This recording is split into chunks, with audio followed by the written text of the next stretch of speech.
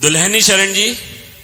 महाराज जी, समाज की एक विकट समस्या की ओर मैं आपका ध्यान दिलाना चाहता हूँ जी। आजकल का युवा शराब और ड्रग्स के नशे की तरफ बहुत तेजी से आकर्षित हो रहा है जी। और नशे का गुलाम होता जा रहा है जी। और इस नशे की लत को पूरा करने के लिए वो किसी हद तक भी गुजर जाता है, कोई भी अपराध कर जाता है, अपने नशे की लत को पूरा करने के लिए हत्या लूट जैसे अपराध कर जाता जी, है। जी। और आंकड़े ये बताते हैं कि 90% अपराध हत्या लूट और बलात्कार उस समय अपराधी नशे में पाया गया जी। तो इसलिए आपसे प्रार्थना है कुछ ऐसा मार्गदर्शन करें कि समाज से ये कुरीति खत्म हो जाए। जी, जब तक कोई चाहेगा नहीं कि हम नशा मुक्त हो तब तक हमारी सामर्थ्य, क्या किसी की सामर्थ्य नहीं है कि किसी को नशा मुक्त किया जा सके।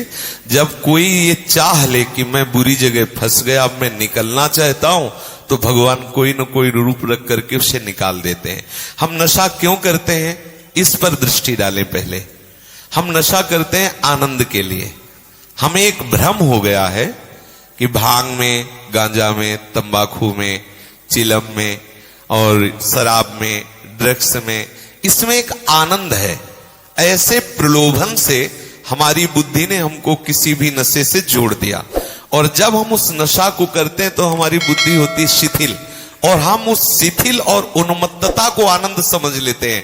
धीरे धीरे हम उस शिथिलता और उन्मत्तता का ऐसा प्रभाव पड़ता है, इतने आसक्त हो जाते हैं कि हम उसके बिना जी नहीं सकते और वो उस प्रमत्ता में, उस उन्मत्ता में, उस प्रमाद स्थिति में वो बड़े बड़े दुराचार प्रवृत्तियों से भी युक्त हो जाता है। उसका शरीर ऐसे ऐसे रोगों से ग्रसित हो जाता। अभी कुछ ही दिन पहले एक अपने हैं, शायद यहाँ बैठी हूं, उनके पति शराब पीते थे, उनका लीवर खराब हो गया। हर उपाय करने पर भी वो अभी कुछ दिन हुए उनका शरीर छूट गया, वो वृंदावन में ही है। तो अब हम क्या करते हैं कि हम आनंद के लोभ से नशा करते हैं और नशा हमारा सर्वनाश कर देता है। जब तक हमारी समाज में ये बात प्रचार प्रसार नहीं होगी कि ये नशा आनंद नहीं, नशा तुम्हारे नाश का कारण है, नशा तुम्हें दुख देने वाला है, स्वाभाविक तुम्हारे आनंद को छीण करने वाला नशा है, तब तक ये समाज के जो नए युवक हैं ये सुधरने वाले नहीं।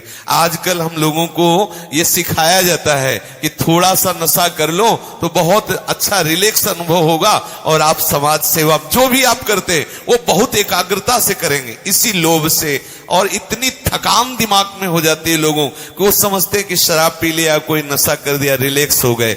जब तक भगवान की शरण में नहीं होंगे, जब तक शास्त्रों का स्वाध्याय नहीं होगा, जब तक वो किसी संत महात्मा की आज्ञा के अनुसार नहीं चलेंगे, तब तक सच्चे आनंद का परिचय नहीं होगा। सच्चे आनंद का जब तक परिचय नहीं होगा तो ये झूठी बातें कभी नहीं छूटने वाली। इसीलिए लोग गंदी आदतों में फंसे।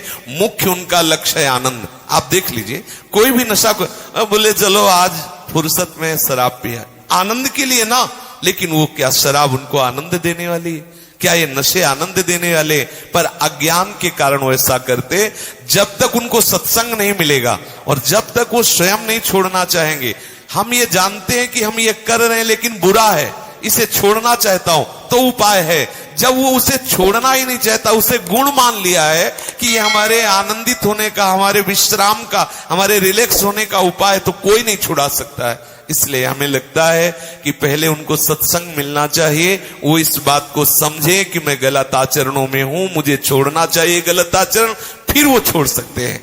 पक्का समझ लीजिए, हर नशा आनंद के लिए करते हैं और वो नशा उनके आनंद का नाश करने वाला है। आनंद तो सच्चिदानंद प्रभु के चरणों में है। जब तक प्रभु के चरणों का आश्रय नहीं लेंगे तब तक ये बात सुधरने वाली नहीं है। चाहे कसम खा के देख लो, एक कसम खाओगे एक विषय की तो दूसरा रास्ता निकल आएगा, दूसरे व्यसन का आश्रय ले लेंगे। जब आनंद मिलेगा प्रभु की तरफ तो फिर उनका मन शांत हो जाएगा। निज सुख बिन मन होई कि थीरा।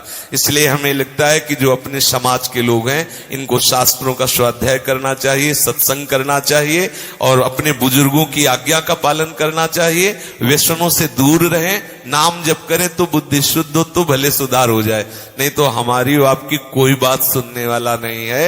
अगर ज्यादा कहोगे तो पिट ऊपर से जाओगे। हाँ, वो मानने वाले नहीं है क्योंकि उनके अंदर ये धारणा बैठ गई है कि रिलैक्स होने के लिए, आनंदित होने के लिए ये व्यसन जरूरी है।